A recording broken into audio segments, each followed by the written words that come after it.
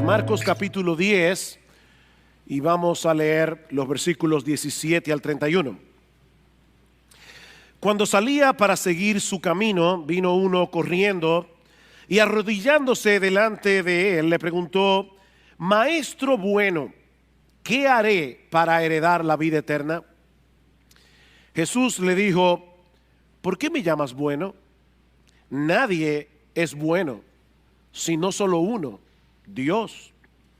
Tú sabes los mandamientos: no mates, no cometas adulterio, no hurtes, no des falso testimonio, no defraudes, honra a tu padre y a tu madre. Y él le dijo: Maestro, todo esto lo he guardado desde mi juventud. Jesús, mirándolo, lo amó y le dijo: una cosa te falta, ve y vende cuanto tienes y da a los pobres y tendrás tesoros en el cielo, y ven y sígueme. Pero él, afligido por estas palabras, se fue triste porque era dueño de muchos bienes. Jesús, mirando en derredor, dijo a sus discípulos: qué difícil será para los que tienen riquezas entrar en el reino de Dios. Y los discípulos se asombraron de sus palabras, pero Jesús, respondiendo de nuevo, les dijo: hijos, qué difícil es entrar en el reino de Dios. Es más fácil que un camello pase por el ojo de una aguja que el que un rico entre en el reino de Dios. Ellos se asombraron aún más, diciendo entre sí: ¿y quién podrá salvarse? Mirándolos, Jesús dijo: para los hombres es imposible, pero no para Dios, porque todas las cosas son posibles para Dios. Entonces Pedro comenzó a decirle: he aquí, nosotros lo hemos dejado todo y te hemos seguido. Jesús dijo: en verdad os digo, no hay nadie que haya dejado casa o hermanos o hermanas o padre o madre o hijos o tierras por causa de mí y por causa del evangelio, que no reciba 100 veces más ahora en este tiempo casas y hermanos y hermanas y madres e hijos y tierras, junto con persecuciones, y en el siglo venidero la vida eterna. Pero muchos primeros serán últimos y los últimos primero. Si hay algo seguro en la vida, es que todos vamos a morir algún día. No sabemos cuándo será, no sabemos en qué circunstancia, pero sí sabemos que la muerte es inevitable. Esto es tan tormentoso que muchas personas prefieren no pensar en eso. Hace unos años atrás salió publicada la noticia de que un grupo de médicos estaba tratando de reducir la tasa de mortalidad. Yo no sé exactamente a qué se referían, porque lo cierto es que la tasa de mortalidad no puede ser reducida. Es de un 100%. Todo el que nace en este mundo morirá. El filósofo y matemático francés Blaise Pascal lo dijo de una manera bastante sombría, pero muy realista. Él decía en uno de sus pensamientos: imaginemos a unos cuantos hombres encadenados y todos ellos condenados a muerte, varios de los cuales son degollados cada día a la vista de los demás, que ven su propia condición en la de sus semejantes y mirándose unos a otros con dolor y sin esperanza aguardan su turno. Esta es la imagen de la condición humana, dice Pascal. Eso no suena muy atractivo, pero es muy realista. Por eso el poeta inglés John Donne dijo aquella famosa frase que luego Hemingway usó en una de sus novelas: no preguntes por quién doblan las campanas doblan por ti. No preguntes por quién doblan las campanas. En los pueblos antes tocaban las campanas cuando había un funeral. Dicen: no preguntes por quién están doblando hoy las campanas doblan por ti. Cada segundo mueren miles de personas y cada una de esas muertes es un aviso de lo que nos espera a cada uno de nosotros, tarde o temprano. Y aunque yo sé que muchos pretenden vivir como si esta vida presente fuera todo lo que hay Lo cierto es que Dios puso eternidad en nuestro corazón. Dios puso eternidad en nuestro corazón. Es por eso que el hombre es un religioso incurable. El hombre, aún el ateo, el hombre es un religioso incurable. Algo en nuestro interior nos dice que la muerte no es el punto final de nuestra existencia. Hay algo que debemos hacer para prepararnos adecuadamente para enfrentar ese momento cuando llegue. Ahora la pregunta es, ¿cómo podemos estar seguros de que estamos haciendo todo lo que debemos hacer para dar ese viaje del que no hay retorno?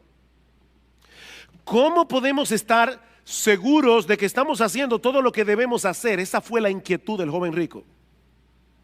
Esa fue la inquietud de este hombre que vino a Jesús y que vamos a estudiar en esta mañana, como les decía, continuando con nuestra serie consecutiva de exposiciones en el Evangelio de Marcos. El Señor había estado por un tiempo en la región llamada Perea, como vimos hace 2 domingos atrás, al otro lado del Jordán, pero ahora se dirige hacia la ciudad de Jerusalén. Eso lo vemos en el versículo 32. Y unos pocos meses más tarde, en la ciudad de Jerusalén, Jesús sería juzgado, Jesús sería condenado a la muerte. Así que nosotros estamos aquí al principio del fin del ministerio de nuestro Señor Jesucristo, cuando de repente llega este joven, que aparentemente está muy turbado por el estado de su alma delante de Dios. Lean una vez más versículo 17. Cuando salía para seguir su camino, vino uno corriendo y arrodillándose delante de él le preguntó: Maestro bueno, ¿qué haré para heredar la vida eterna? Un joven rico, dice Marcos.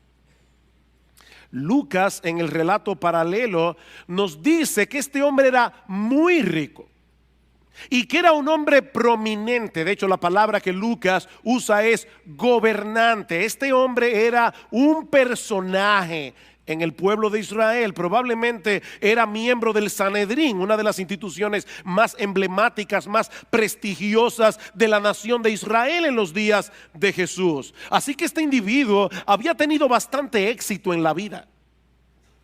Era joven, era rico, era influyente, y por si todo esto fuera poco, era una persona bastante moral, era una persona religiosa, como vemos en el resto de la historia. Por eso alguien decía que este es el tipo de joven que todo padre quisiera para su hija. Sin embargo, la historia revela que este joven tenía una inquietud tan grande en su corazón que Marcos nos dice que él vino corriendo al Señor Jesucristo. Hay detalles aquí que no debemos pasar por alto. En el tiempo de Jesús, la gente de prestigio no corría. Eso estaba fuera de la ética social. Pero este joven estaba tan inquieto que viene corriendo delante del Señor y dice que hincando las rodillas delante de él le preguntó: Maestro bueno, ¿qué haré para heredar la vida eterna? ¿Qué pregunta? En otras palabras, maestro, ¿cómo yo puedo estar seguro de que yo estoy haciendo todas las cosas que yo debo hacer para ir al cielo? Lo tenía casi todo, pero había una duda en su corazón que no lo dejaba vivir en paz. Una pequeña duda, una gran duda. Esto no es para hacer chistes, pero me vino a la mente algo que vi hace unos años atrás en una viñeta de esa que salen en los periódicos. Había un individuo en el desierto muriéndose de sed y habían 2 manantiales de agua al lado y un letrero que decía: cuidado, agua venenosa, y en el otro decía: esta agua es potable, y otro letrero que decía: o será al revés.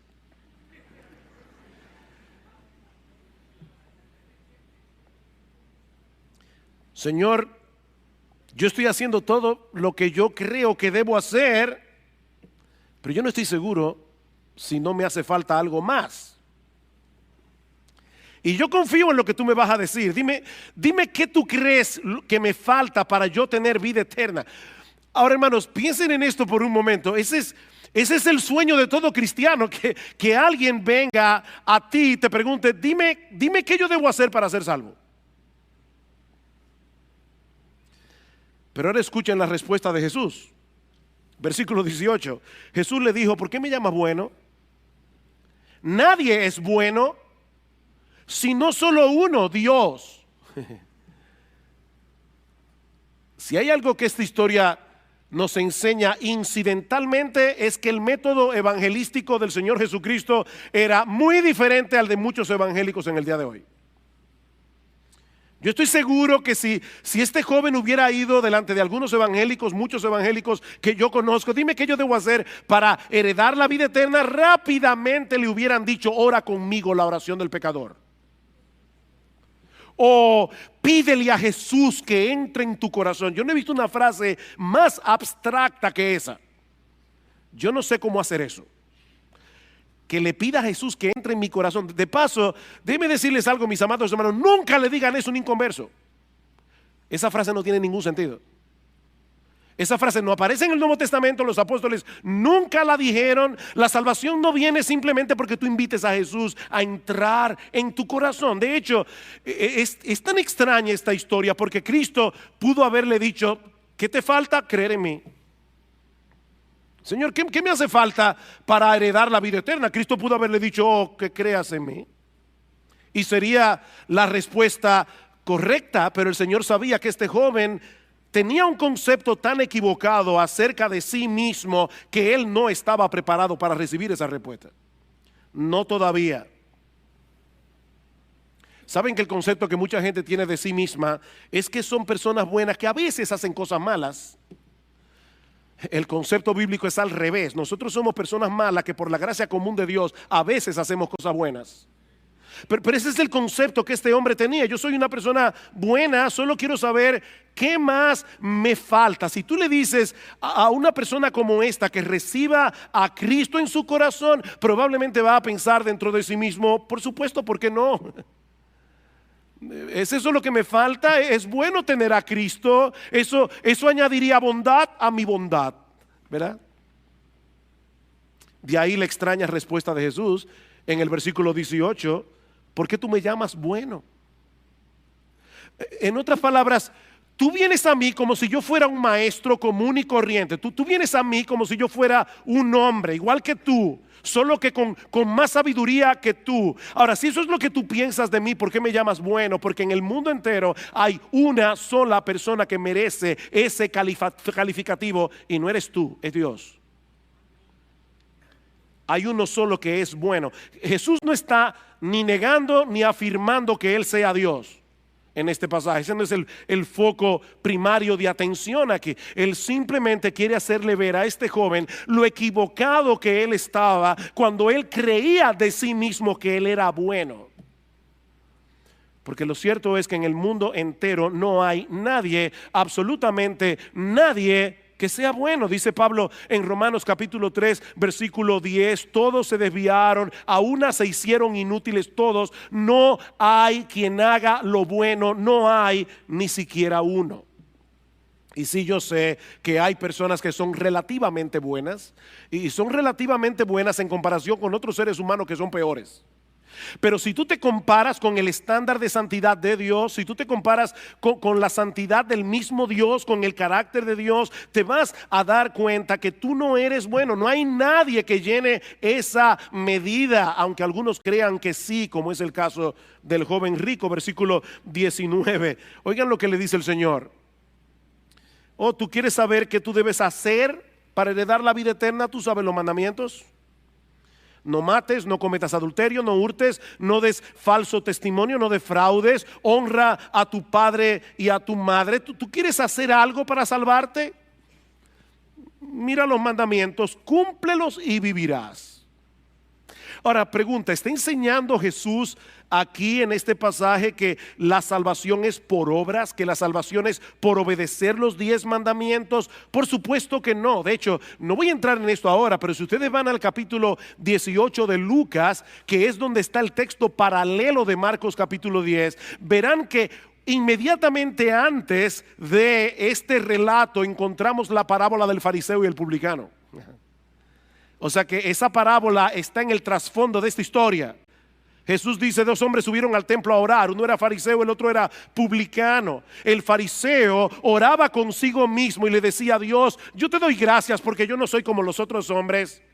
Yo no soy adúltero, yo no soy avaro, yo doy diezmos de todo lo que gano, yo vengo al templo todos los sábados. Gracias, Señor, la verdad es que te pasaste conmigo. Y el fariseo le dice: yo no soy ni siquiera como este publicano, este cobrador de impuestos. Y el publicano se daba golpe en el pecho, se estaba lejos, diciendo: Dios, sé propicio a mi pecador. Y Cristo dice: este publicano descendió a su casa justificado antes que el otro, el fariseo, porque el que se humilla será enaltecido, el que se enaltece será humillado. Así que esta historia está en el trasfondo de esa parábola. No, Cristo no le está enseñando al joven rico que debía salvarse guardando los mandamientos. Lo que él quiere hacerle ver a este joven es que es imposible para el hombre salvarse a través de su obediencia. La Biblia dice que uno de los propósitos por los cuales Dios reveló su ley es para que nosotros podamos evaluarnos objetivamente, mirarnos en ese espejo y ver lo lejos que nosotros estamos de llenar esa medida. Imagínate que el mandamiento más importante de la ley es: amarás al Señor tu Dios con todo tu corazón, con toda tu alma, con toda tu mente, con todas tus fuerzas. Y eso no lo hace nadie ni por un segundo. Y el otro es semejante: ama a tu prójimo como a ti mismo. Ama a tu prójimo con la misma intensidad, con la misma energía, con la misma pasión con la que tú te amas a ti mismo. Dime, ¿tú guardas los mandamientos? Pablo dice en Romanos capítulo 3 versículo 20 que es por medio de la ley que viene el conocimiento del pecado. El problema es que este joven no entendía del todo el alcance de la ley. Por eso le dice al Señor en el versículo 20: Maestro, todo esto lo he guardado desde mi juventud. Wow. Bueno, si esa es la medida, tengo mis papeles en reglas. En el relato paralelo, en el Evangelio de Mateo, se incluye esta última pregunta: ¿qué más me falta? Eso es interesante. Él estaba bastante seguro de su propia bondad, pero había un elemento de duda en su corazón. ¿Qué más me falta? Ese es el problema de aquellos que pretenden salvarse haciendo cosas buenas. No hay forma de saber con toda certeza de que estás haciendo lo suficiente. ¿Me hace falta algo más, maestro? Jesús, versículo 21, mirándolo, lo amó y le dijo: una cosa te falta. Ve y vende cuanto tienes, dalo a los pobres, y ven y sígueme, y tendrás tesoro en el cielo. Una cosa te hace falta. Hermanos, ¿qué reacción la de Cristo? Esto fue leccionador para mí. Jesús no reaccionó airado diciéndole: pero qué mentiroso y soberbio eres. Estás tan ciego que no puedes darte cuenta de que no existe en este mundo ningún ser humano que llene esa medida de la ley de Dios. No. El texto dice que Jesús, mirándolo, lo amó. Y Marcos es el único que incluye ese detalle en los evangelios. El Señor Jesucristo sintió una profunda compasión por este joven que estaba perdido en su moralidad. Si me oíste bien, este joven estaba perdido en su moralidad. Los puritanos decían: hay dos formas en que se puede hundir un barco. Una es cargado de estiércol y la otra es cargado de oro, pero se va a hundir igualito. Mi amigo, nadie puede salvarse guardando los mandamientos. Pablo dice en Gálatas capítulo 3 versículo 10 que todos los que dependen de las obras de la ley para salvarse están bajo maldición, están bajo la maldición de Dios. Si tú estás dependiendo de las obras de la ley, de guardar los mandamientos, Pablo dice, no yo, Pablo dice en la Biblia, estás bajo la maldición de Dios. Pues escrito está, y ahora Pablo cita Deuteronomio, maldito todo aquel que no permaneciere en todas las cosas escritas en el libro de la ley para hacerlas. Cada vez que nosotros pecamos, estamos violando la ley como un todo, no simplemente estamos violando uno de sus acápites. Bueno, fue una mentirita. No, es que el problema con esa mentirita es que ya tú rompiste la ley, tú violaste la ley, y esa ley es un reflejo del carácter de Dios. Ese es el problema. La ley es un reflejo del carácter de Dios, de manera que cada pecado es un atentado contra el carácter santo de Dios. Por eso dice Santiago capítulo 2 versículo 10, cualquiera que guardare toda la ley, si eso fuera posible, pero ofendiere en un punto, se hace culpable de todos. Mi amigo, si tú te quieres salvar por tu obediencia, tendrás que obedecer todos y cada uno de los mandamientos de la Biblia todos los días de tu vida. Y si tú eres honesto contigo mismo, seguramente ya debes haberte dado cuenta de que eso es imposible. Y eso es precisamente lo que Cristo quiere hacerle ver a este joven rico, porque lo amó. Porque lo amó. No fue con una actitud de cinismo que el Señor trató con este joven. Y hermanos de iglesia bíblica del Señor Jesucristo, cuídense de eso. Uno puede ver a una persona moralista y tratarla con desprecio. Así como hay personas que tratan a las prostitutas, a los ladrones con desprecio, hay personas que tratan a los moralistas con desprecio. Cristo no hizo eso. Cristo sintió compasión por este joven, una profunda compasión.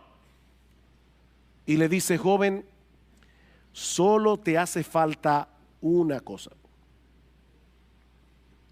Vende todo lo que tienes, dáselo a los pobres y sígueme a mí.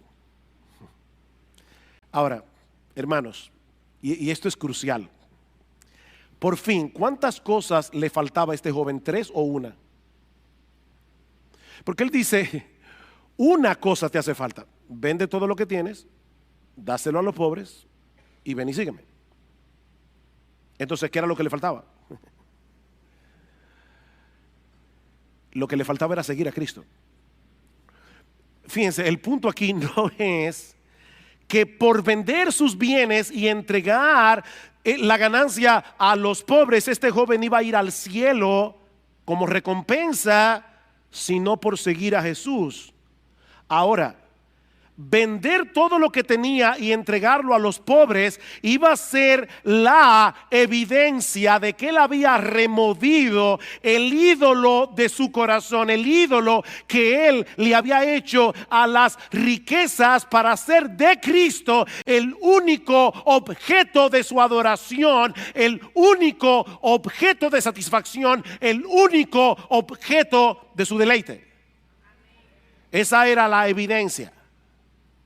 Mientras dependas de otras cosas para tu felicidad, mientras dependas de otras cosas para encontrar satisfacción en la vida, mientras haya otras cosas aparte de Cristo en la que tú estés descansando tu identidad, es imposible que puedas creer aunque tú digas que crees. Esto es serio. Es muy fácil decir que creemos en Cristo, pero es otra cosa muy distinta mostrar esa confianza dependiendo únicamente de Él y encontrando toda nuestra satisfacción únicamente en Él. Y la palabra únicamente aquí es importante. ¿Sabes lo que Jesús le está diciendo a este joven? Joven, déjame decirte algo. Imagínate la vida sin dinero. Imagínate la vida sin nada de dinero. Y imagínate la vida sin tus bienes. Imagínate la vida sin tus casas. Imagínate la vida sin tus carros, sin tu ropa, sin tus muebles, sin tu vivienda, sin tu cuenta bancaria. Imagínate una vida en la que solo me tuvieras a mí. Pregunta, ¿estarías satisfecho?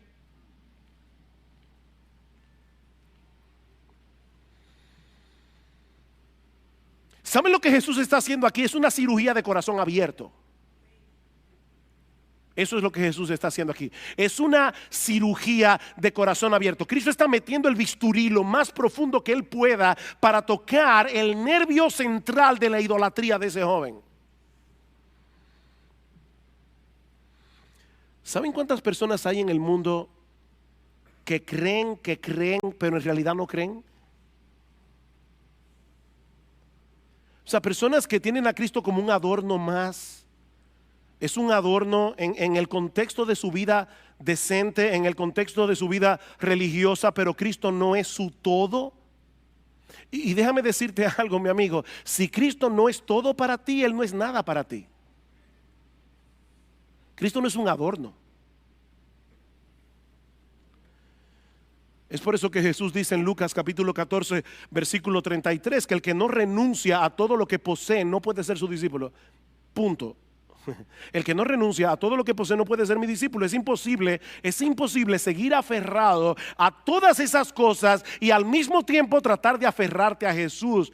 Eso no se puede. Tienes que soltar todo lo demás antes de que puedas aferrarte a Él de todo corazón. Él no es un adorno religioso. Si no lo es todo, entonces no es nada. Pastor, ¿significa eso que todos los cristianos tienen que ser pobres? No. En la Biblia nosotros encontramos varios personajes que eran muy ricos y muy piadosos. Abraham era muy rico, Job era muy rico. Pero a la hora de la prueba ellos demostraron que Dios era su todo. Ustedes recuerdan cuando Dios le dijo a Abraham: Abraham, vete al monte Moría, llévate a tu hijo Isaac, a ese adolescente que habías esperado por más de 25 años, y ofrécemelo a mí como un sacrificio. ¿Qué hizo Abraham? Fue al monte, al lugar donde Dios le dijo, e iba a degollar a su hijo. Y por supuesto Dios no se lo permitió. Pero Abraham demostró allí que él no idolatraba a su hijo. Dios era su todo, no su hijo. Lamentablemente este joven no pasó la prueba. En aquel momento crucial de su vida quedó evidenciado claramente quién era realmente su Dios. Versículo 22. Pero él, afligido por estas palabras, se fue triste, porque era dueño de muchos bienes. ¿Ven el contraste? El mismo que vino corriendo, hincando las rodillas, el mismo que vino con todo ese entusiasmo, se fue angustiado. Ese es el significado literal de la palabra griega que se usa allí y que nuestra Biblia traduce como afligido. Es exactamente la misma palabra griega que aparece en Mateo capítulo 26 versículo 37, cuando dice que el Señor estaba angustiado en el huerto de Getsemaní. Es la misma palabra. Se fue angustiado.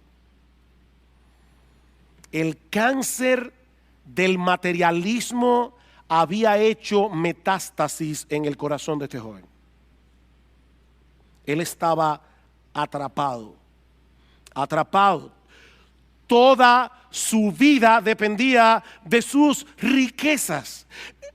Mis hermanos, amigos que están aquí, escúchenme bien, porque esto que voy a decir ahora es una distinción crucial. El problema de este joven no radicaba en el hecho de tener muchos bienes. Su problema era que los bienes lo tenían a él. Es diferente. Él estaba atrapado, él estaba esclavizado por sus bienes. Él era un esclavo. Y nadie que no esté dispuesto a renunciar a esa esclavitud puede abrazar a Cristo de todo corazón. Nadie puede abrazar a Cristo de todo corazón mientras no esté dispuesto a soltar esa soga. Ahora, ¿saben cuál es el problema? El problema es que ningún ser humano puede librarse de esa tiranía por sí mismo. Óyeme bien, ningún ser humano puede librarse de esa tiranía en sus propias fuerzas. De ahí las palabras de Jesús a partir del versículo 23. Cuando se va el joven rico, dice Jesús, mirando en derredor, dijo a sus discípulos: qué difícil será para los que tienen riquezas entrar en el reino de Dios. Y los discípulos se asombraron de sus palabras, pero Jesús, respondiendo de nuevo, les dijo: hijos, qué difícil es entrar en el reino de Dios. Es más fácil que un camello pase por el ojo de una aguja que el que un rico entre en el reino de Dios. Ellos se asombraron aún más, diciendo entre sí: ¿y quién podrá salvarse? Mirándolos, Jesús dijo: para los hombres es imposible. Para los hombres es imposible.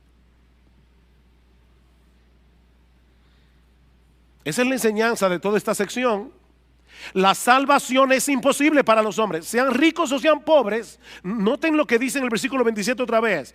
Mirándolos, Jesús dijo: para los hombres. Él no dijo para los ricos, él no dijo para los pobres, él dijo para los hombres, sean ricos, sean pobres. Para los hombres la salvación es imposible.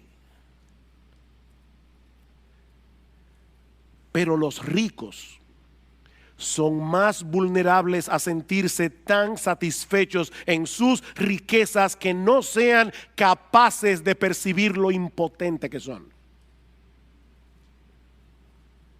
Están tan acostumbrados a que todo lo resuelven por ellos mismos, a que todo lo resuelven con sus propios recursos, a que solo tienen que buscar la chequera, dar un tarjetazo.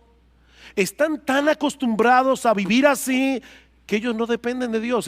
Es muy difícil que ellos vean su dependencia. Es muy difícil que vean su miseria. Es muy difícil que vean el estado tan deplorable en que se encuentran. Por eso resulta más fácil pasar un camello por el ojo de una aguja a que un rico entre en el reino de Dios. Pastor, ¿y qué significa eso? Pasar un camello por el ojo de una aguja, exactamente eso mismo. Exactamente eso mismo. Esa era una frase coloquial que se usaba en aquellos días para señalar algo que es imposible. Es como los gringos tienen una frase en inglés que yo no sé si se usa en español, pero ellos dicen: cuando a las ranas les salgan pelos. O sea, nunca. La misma posibilidad que hay de que a una rana le salgan pelos, o de que tú entres un camello por el ojo de una aguja, es la posibilidad que hay de que un rico entre al reino de Dios. Es absolutamente imposible que un camello pase por el ojo de una aguja, y así también es imposible para el hombre salvarse en sus propias fuerzas, y mucho menos alguien que se siente tan satisfecho por todo lo que tiene. Es imposible. Las riquezas pueden ser un gran problema, pueden ser un gran obstáculo, y pueden impedir a los hombres que vengan a Cristo con humildad, que vengan a Cristo con ese sentido de dependencia del que hablábamos el domingo pasado. ¿Recuerdan cuando estudiamos el texto de los niños que dice: dejad a los niños, venid a mí, porque de los que son como ellos es el reino de los cielos? Dice Cristo en el versículo 15 de Mateo 10, que estudiamos la semana pasada. Dice el Señor aquí: en verdad os digo, el que no reciba el reino de Dios como un niño no entrará en él. Con ese mismo sentido de dependencia, con ese mismo sentido de humillación que tienen los niños. Ahora, esto fue chocante para los discípulos, ¿se dieron cuenta? 2 veces dice que ellos se asombraron. Y le preguntan al Señor: entonces, ¿quién podrá salvarse? En el contexto cultural de estos hombres, las riquezas eran una señal inequívoca de la bendición de Dios.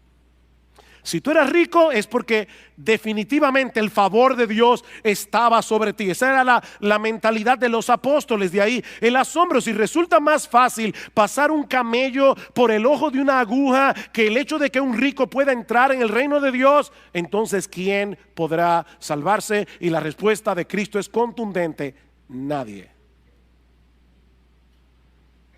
¿Oíste bien? ¿Quién podrá salvarse? Nadie. para los hombres es imposible. No podemos cambiarnos a nosotros mismos. No podemos limpiarnos de nuestros pecados. No podemos disponer nuestro propio corazón para amar a Dios, para amar su gloria por encima de todo, aún amar a Dios y su gloria más que tu propia vida. Tú no puedes hacer eso por ti mismo. Eso es imposible. Estamos encadenados, condenados a ser unos esclavos miserables, a menos que un poder superior intervenga a nuestro favor. Y eso nos lleva a la segunda enseñanza de este pasaje. La salvación solo es posible para Dios a través de la persona de Cristo. La salvación es imposible para los hombres, la salvación solo es posible para Dios. Vean una vez más el versículo 27. Mirándolos, Jesús dijo: para los hombres es imposible, pero no para Dios, porque todas las cosas son posibles para Dios. Hay esperanza para el hombre porque Dios es todopoderoso. Hay esperanza para el hombre porque Dios puede vencer la obstinación de tu corazón. Dios puede destruir nuestra idolatría. Y es extremadamente importante resaltar esto, porque así como hay muchas personas que creen que no necesitan a Cristo para ser salvos, hay otras personas que tampoco vienen a Cristo porque desconfían de sí mismos. Y yo he visto personas así. Yo no voy a poder vivir la vida cristiana, así que mejor ni lo intento. Yo no voy a poder, eso es demasiado para mí. ¿Sabes cuál es la respuesta de la Biblia? Claro que no vas a poder. Claro que no vas a poder hacerlo en tus propias fuerzas. La salvación es imposible para los hombres, pero no es imposible para Dios. Mi amigo, tú no puedes por ti mismo romper las cadenas que te mantienen esclavizado al mundo, esclavizado al pecado. Tú no puedes, pero Dios puede. Y aun si tú vienes a Cristo en arrepentimiento y fe y te conviertes en cristiano, no vas a poder vivir la vida cristiana dependiendo de ti mismo. No vas a poder. Pero Dios es todopoderoso. Dios es todopoderoso y Él puede transformar el corazón de los hombres, como de hecho lo hizo con los apóstoles. Noten el versículo 28. Entonces Pedro, siempre Pedro, entonces Pedro comenzó a decirle: he aquí, nosotros lo hemos dejado todo y te hemos seguido. Honestamente, yo no sé qué había en la mente de Pedro. Yo no sé si él está diciendo: Señor, yo no entiendo, porque tú dices que nadie puede hacer eso, pero eso fue lo que nosotros hicimos. Nosotros lo hemos dejado todo y te hemos seguido. Yo no sé si Pedro, en un arrebato de orgullo, se estaba comparando aquí con el joven rico. Honestamente no lo sé. Y de paso, hermanos, yo no sé de verdad si Pedro aquí se estaba envaneciendo, pero cuidado tú, creyente, con envanecerte. Porque si tú te convertiste al Señor, no fue por tu propia fuerza, no es porque tú eras mejor que aquel amigo tuyo al que también le predicaron el evangelio y no se ha convertido. La salvación es por gracia y depende de Dios. Ahora, lo cierto es que los apóstoles estuvieron dispuestos a renunciar a muchas cosas para seguir a Cristo. Eso es verdad. Y Cristo les dice, porque en el evangelio de Mateo se añade: ¿qué pues tendremos? O sea, Pedro dice: nosotros le hemos dejado todo, te hemos seguido, ¿qué pues tendremos? Y Jesús le dice en el versículo 29, Jesús dijo: en verdad os digo, no hay nadie que haya dejado casas o hermanos o hermanas o madre o padre o hijos o tierras por causa de mí y por causa del evangelio, que no reciba 100 veces más ahora en este tiempo casas y hermanos y hermanas y madres e hijos y tierras junto con persecuciones. Qué realista. Y en el siglo venidero la vida eterna. Este es uno de los textos favoritos de los evangelistas de la prosperidad. Honestamente me da náuseas cada vez que yo oigo a una persona desde el púlpito diciéndole a una persona: ven a Cristo y todos tus problemas se van a solucionar, ven a Cristo y tú vas a ser rico y vas a tener una buena casa y vas a tener un mejor sueldo y vas a tener salud. Es una maravilla tener a Cristo. Eso es un mensaje diabólico, infernal y nauseabundo, porque eso no es verdad. No, yo no creo que eso sea lo que el Señor esté diciendo aquí. Más bien, yo creo que Él está reiterando lo que Él había dicho anteriormente, que es imposible seguirlo a Él sin estar dispuesto a renunciar a todo, incluyendo la familia. ¿Se dieron cuenta? Ninguno, vayan otra vez, no hay nadie que haya dejado casa, hermanos, hermanas, madres o padres o hijos o tierras por causa de mí, del evangelio. Aquí hay individuos que han tomado una decisión, la decisión de dejar todo atrás para seguir a Jesús. No importa las consecuencias. Y de paso, no es que el cristiano se vuelva un pesado con la familia, no es que el cristiano se olvide de la familia. No, lo que Cristo está diciendo, óyeme bien, es muy probable que si tú decides seguirme a mí, tu familia te aborrezca por causa de tu fe. Es muy probable que eso pase. Y de hecho, el mismo Cristo dijo en Mateo capítulo 10, versículo 34, no penséis que he venido para traer paz a la tierra, no he venido para traer paz, sino espada, porque he venido para poner en disensión al hombre contra su padre, a la hija contra su madre, a la nuera contra su suegra. Y yo sé que algunos dirán, pero eso ya todo el mundo lo sabe. No, a la nuera contra su suegra por causa de la fe, no porque la suegra se mete. O sea, dice, a la hija contra su madre, a la nuera contra su suegra, y los enemigos del hombre serán los de su propia casa, dice Jesús. El que ama a padre o madre más que a mí no es digno de mí. El que ama a hijo o hija más que a mí no es digno de mí. El que no toma su cruz y sigue en pos de mí no es digno de mí. El que haya su vida la perderá, y el que pierda su vida por causa de mí la hallará. Definitivamente Cristo no se andaba con medias tintas. De nuevo, óyeme bien, le dice Jesús, conmigo es todo o nada. Yo no soy plato de segunda mesa, yo no soy un adorno religioso. Conmigo es todo o nada. Si yo no soy todo para ti, yo no soy nada para ti. El que no está dispuesto a pagar ese precio por causa de Cristo y por causa del evangelio, como dice en el versículo 29, no puede ser cristiano.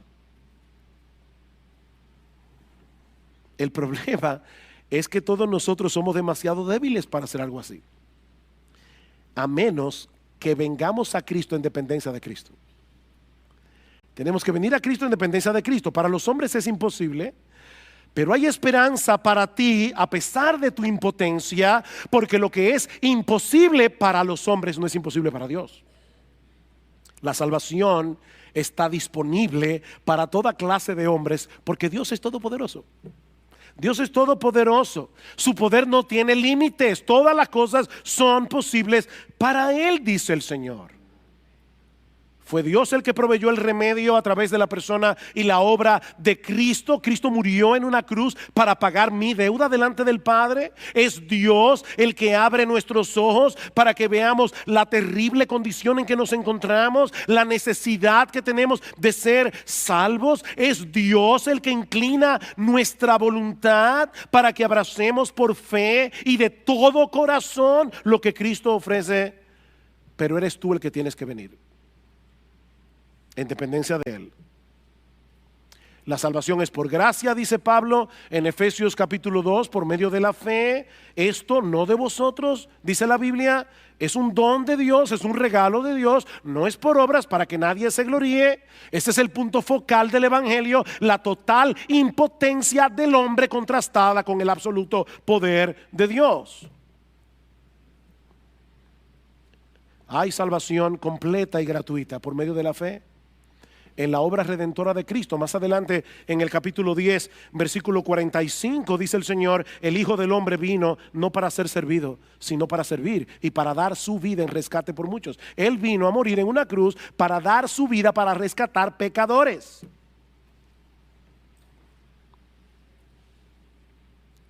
Y es precisamente a través de la proclamación de ese mensaje del evangelio, y por eso estamos predicando hoy aquí, que el poder de Dios se manifiesta para salvación mientras llamamos a los hombres a la fe y al arrepentimiento. Mi amigo, si tú vienes a Cristo, vas a perderlo todo y vas a ganarlo todo. Vas a perderlo todo, vas a ganarlo todo. Eso es lo que dice el versículo 29. No hay nadie que haya dejado casa o hermanos o hermanas o madre o padre o hijos o tierras por causa de mí y por causa del evangelio que no reciba 100 veces más ahora en este tiempo casas y hermanos y hermanas y madres e hijos y tierras junto con persecuciones y en el siglo venidero la vida eterna.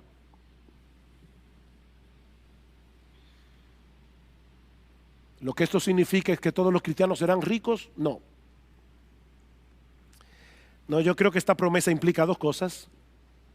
Por un lado, que todos los creyentes vienen a formar parte de una gran familia que va a suplir por mucho lo que tú pierdas de tu familia terrenal. Eso es lo que Cristo está diciendo. Si hay algo que a mi esposa y a mí nos maravilla cada vez que viajamos a otros lugares, es que llegamos a un sitio nuevo, conocemos hermanos en Cristo que no conocíamos y al minuto ya somos familia. Y están dispuestos a servirnos, simplemente porque somos cristianos. Hay una familia de la fe en el mundo entero. Eso es impresionante. Pero por el otro lado, y esto que voy a decir ahora es muy sensible, yo creo que John Piper tiene razón cuando dice que hay algunos cristianos que por diversas circunstancias no están rodeados de muchos creyentes. Y él pone el caso particular de los misioneros. Misioneros que son desarraigados de su país, de su familia, y van lejísimo a predicar el evangelio a lugares extraños. Cuando mi esposo y yo estuvimos visitando a nuestra hija en el mes de mayo, ella nos hablaba de eso, nos decía, esto es difícil, lo más difícil es ese sentido de desarraigue, tú no perteneces a ningún lugar. Y nuestra hija nos decía, y es lo que yo creo que está envuelto en todo esto, ella decía, yo me he dado cuenta que mi hogar está donde está Cristo. Mi hogar está donde está Cristo. Y yo creo que probablemente lo que el Señor está diciendo allí es a esas personas que están solas en lugares donde no hay casi cristianos. Dice, aún así, si tú lo pierdes todo por causa mía, lo que vas a obtener por el hecho de tenerme a mí será infinitamente más satisfactorio que cualquier cosa de este mundo que tú hayas podido perder.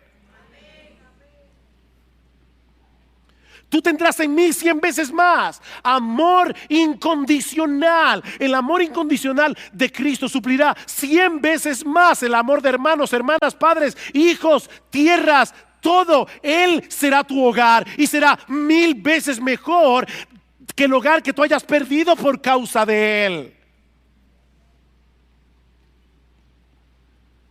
Cristo es mejor. Y cuando te toque partir de este mundo, como decíamos al principio, cuando te toque partir de este mundo, disfrutarás de una incomparablemente deleitosa comunión con Él por los siglos de los siglos. Es de esa vida eterna que el Señor habla aquí en el versículo 30. Por eso es que Pablo dice en Romanos capítulo 8 versículo 18, estoy seguro, tengo por cierto que las aflicciones de este tiempo presente no se pueden comparar con la gloria venidera que en nosotros ha de manifestarse cuando Jesucristo nuestro Salvador regrese en gloria.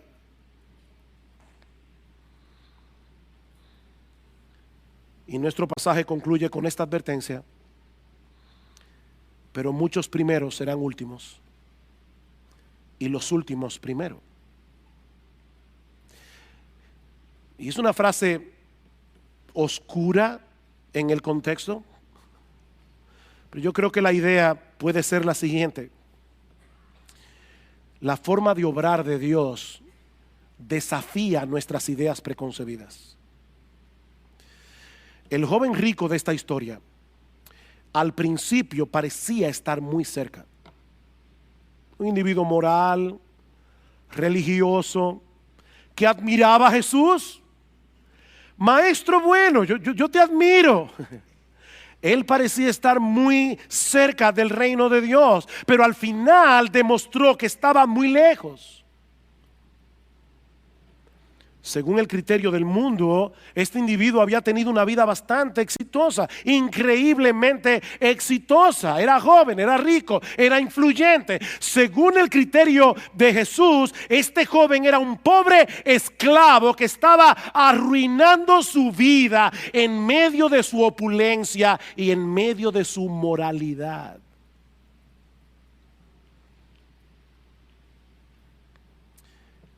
Hermanos, tenemos que aprender a evaluar las cosas con el criterio de Dios, no con el criterio del mundo.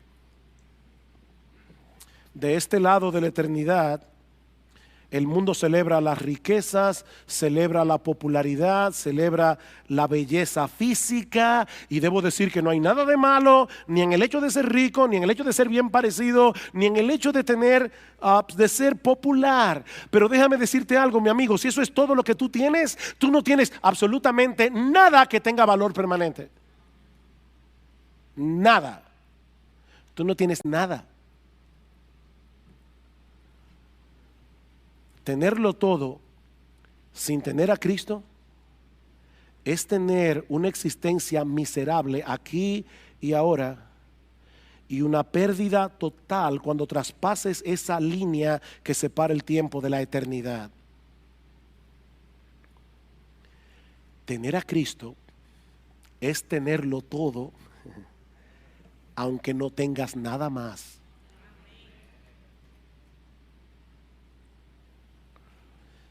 Mi amigo, yo no sé si tú eres rico, si tú eres pobre, económicamente hablando, pero si tú quieres heredar la vida eterna, una cosa te hace falta. No son 2, no son 10, es una sola cosa. Reconoce tu impotencia para salvarte y ven a Cristo con la disposición de seguirle únicamente a Él como Señor y Salvador. O sea, Señor, yo pierdo mi vida por causa tuya. Aquí hay un papel en blanco. Ya rompí esto. Aquí hay un papel en blanco. Está firmado al pie por mí. Lo que tú escribas ahí yo lo voy a hacer, aunque yo no sé lo que es. Tú eres mi único Señor. Tú eres mi único amo. Tú eres mi único dueño. Ven a Cristo. Ven a Cristo y sométete a Él como tu único Señor, como tu único Salvador. Señor, yo no confío en mis buenas obras, yo no confío en mi religión, yo no confío en que soy mejor que aquel. Mi única esperanza es que tú moriste por mí en la cruz del Calvario. Es mi única esperanza. Yo no confío en nada más que en ti. Mi amigo, no pretendas hacer en tus propias fuerzas lo que solo Dios puede hacer por ti. La salvación es imposible para los hombres. Es imposible. Tú no puedes pagar tu deuda con la justicia de Dios por causa de tus pecados. Tú no puedes cambiar por ti solo la inclinación de tu corazón. Tú necesitas la justicia de otro, Jesús, que sea puesta en tu cuenta por medio de la fe. Esa es la única justicia que Dios acepta como buena y válida. Yo sé que todos ustedes aquí han jugado Monopolio alguna vez. Si tú vas al banco con dinero de Monopolio, queriendo abrir una cuenta, van a llamar a un psiquiatra, porque es dinero falso. Óyeme bien, todas tus buenas obras son dinero de monopolio en la presencia de Dios. No valen nada. La única moneda que circula en el cielo es la justicia de Jesús. La única moneda que circula en el cielo es la justicia de Jesús.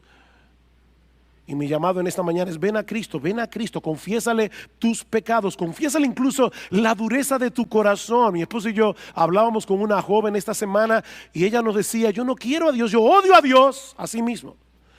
Yo le dije: mira, ¿sabes qué? Díselo a Dios. Díselo a Dios. Confiésale a Dios tu amor al mundo. Confiésale a Dios cómo le has desechado. Confiésale a Dios cómo has cambiado a Él por aquello que no aprovecha, y pídele que transforme tu corazón. Pídele que te dé la gracia de la fe y del arrepentimiento. Pídele que te libere de la esclavitud y de la tiranía del pecado. Lleva tu causa delante de Él, porque solo Él te puede salvar. Quiere el Señor que al final de tu historia no seas como este joven rico, que se presentó delante de Cristo con tanto entusiasmo y finalmente se alejó de Él tan angustiado. Es mi oración que muchos aquí hoy puedan regresar a sus casas llenos de gozo, habiendo encontrado en Cristo el Salvador que sus almas necesitan, habiendo encontrado en Cristo el perdón de todos sus pecados, habiendo encontrado en Cristo gratuitamente, por gracia, por medio de la fe, el regalo de la vida eterna.